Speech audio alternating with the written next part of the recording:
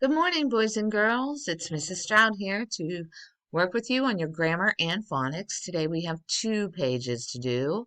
We're going to start with our grammar in our reader's notebook on page 118. Okay? So this is singular possessive nouns. I wonder what a singular possessive noun is. Singular means single, means one. Possessive shows that something is owned by someone or somebody has something. And we all know a noun, person, place, thing, or animal, correct? Okay, let's read our directions. A singular possessive noun shows that a person, animal, place, or thing has or owns something. Okay? It says add an apostrophe and an S to form a singular possessive noun. Now, an apostrophe is that little one up in the sky. It's like not the comma that sits on the line, but this guy up here, okay? The backpack straps were loose. So I have to think about which noun owns or has something. So I'm thinking the backpack has straps. So I'm going to make the backpack or the noun apostrophe S because the straps belong to the backpack. Also, Oliver's backpack was once home to a mouse. So again, backpack. Who owns it? Oliver does. So we're going to put apostrophe S on the end. So here we go. We're going to write the possessive for each noun below. So the word friend will become friends. Like my friend's hair is curly. Same, add apostrophe S. Number 2, Emma. Emma's a girl. What can she own if we put apostrophe S? Number 3, bus station. A bus station can own things such as a ticket booth or seats. But we're not going to say buses station. We're going to say bus stations. Just the station gets the apostrophe S. Next, river. Next one is a state, Florida. So we can talk about Florida's beaches. And car. A car can own something. The car's seats were soft, right? Okay, and this one it says underline the noun that should be possessive and write the possessive form. So here we go. I'm going to read these to you. I'm going to give you that first one. It kind of sounds funny when I read it, but when we change it, it will make sense. The man hobby was to build furniture.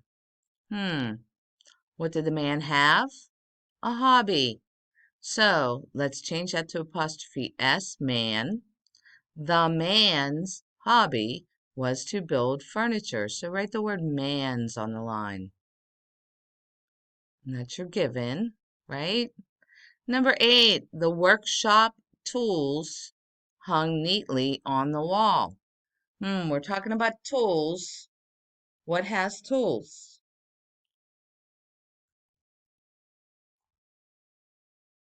Next, number 9, his niece's birthday was next week. Okay, so we're talking about a birthday. Who has a birthday?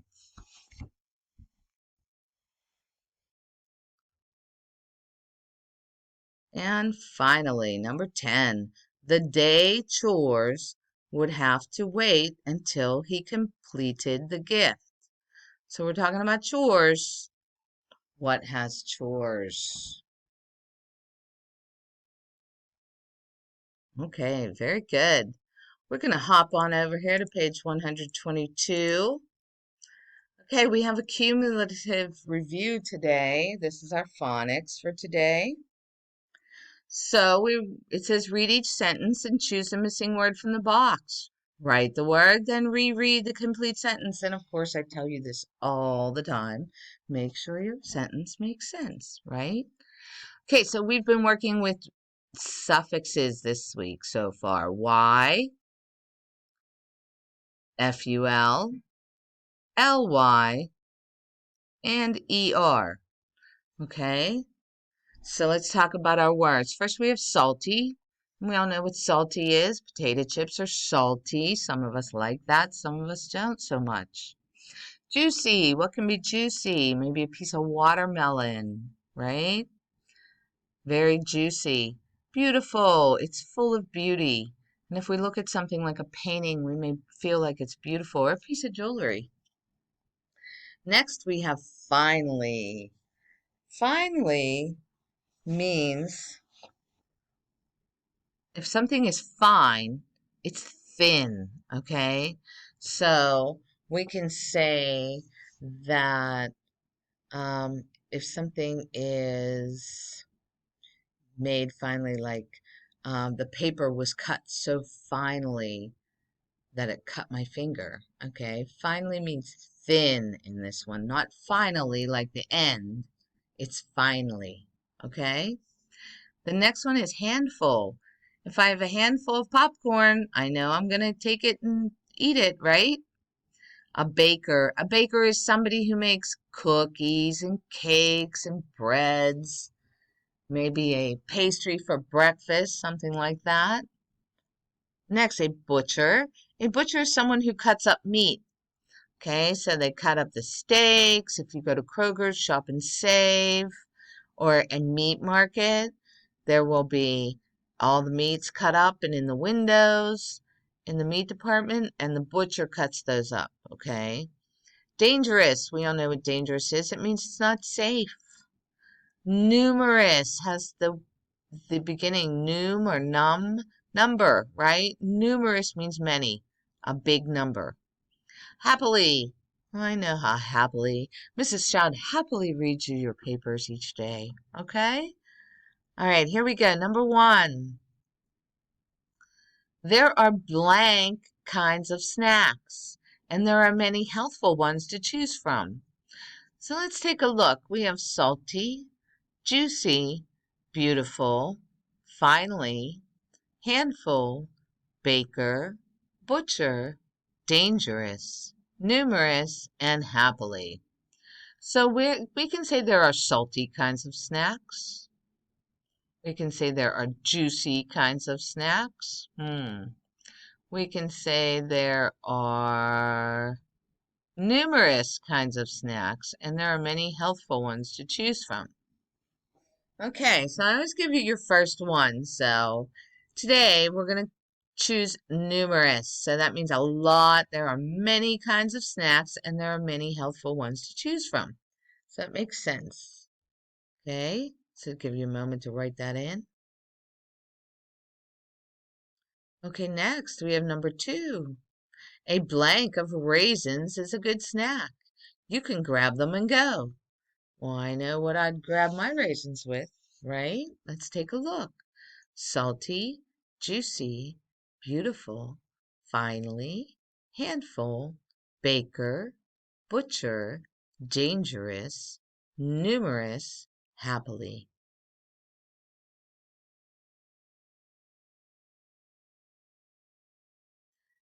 Okay, number 3. Some people like blank snacks like pretzels or nuts.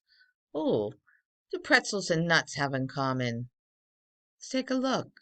Salty, juicy, beautiful, finely, handful, baker, butcher, dangerous, numerous, happily.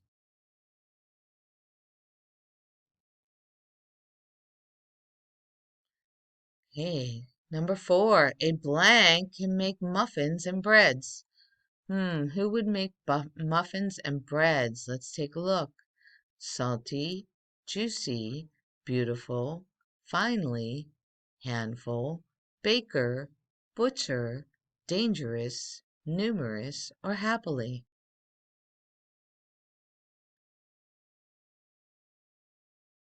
And number 5. Not only do bakeries smell good, but the items are blank to look at. So they smell good, and some of the things are really, we're looking at them. How would they look? Salty, juicy, beautiful, finely, handful, baker, butcher, dangerous, numerous, happily. And remember, boys and girls, as you write your answer, or if you don't have one, you always circle it and come back to it, right? Okay, number 6, blank sliced cheese goes well with crackers. So how would I slice my cheese?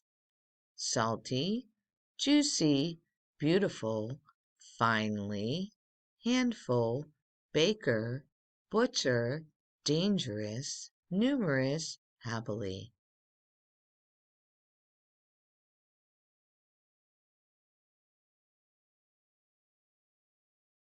Okay, number 7. There is nothing like a blank orange as a snack.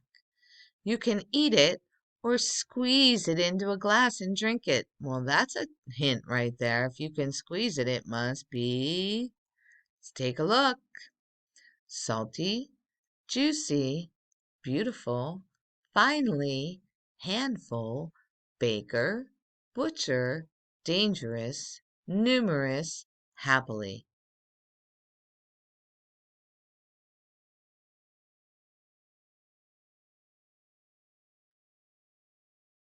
Okay, number 8. A knife is a blank tool. The sharp edge could cut a child's fingers. If it can cut you, we know what kind of tool it is. Let's take a look. Salty, juicy, beautiful, finely, handful, baker, butcher, dangerous, numerous, happily.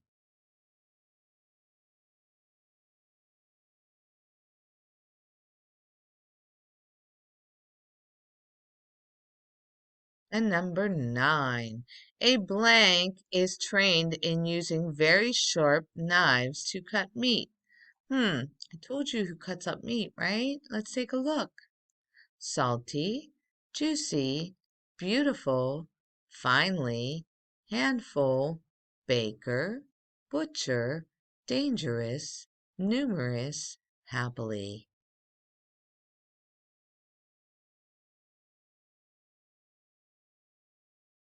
And finally, number 10, after your snack, smile and go blank on your day with, I'm sorry. After your snack, smile and go blank on with your day. That's much better, Mrs. Stroud. Here we go. Salty, juicy, beautiful, finely, handful, baker, butcher, dangerous, numerous, happily. Okay, boys and girls, as always, make sure you reread your sentences so they make sense. Make sure you form your letters correctly and you're putting them and you're writing as neatly as possible. Okay? And you're spelling them correctly because they're up here. They need to be spelled correctly. Okay? Need to copy them down correctly. That's how we learn. All right, my friends, you have a wonderful day. And I will talk to you again tomorrow.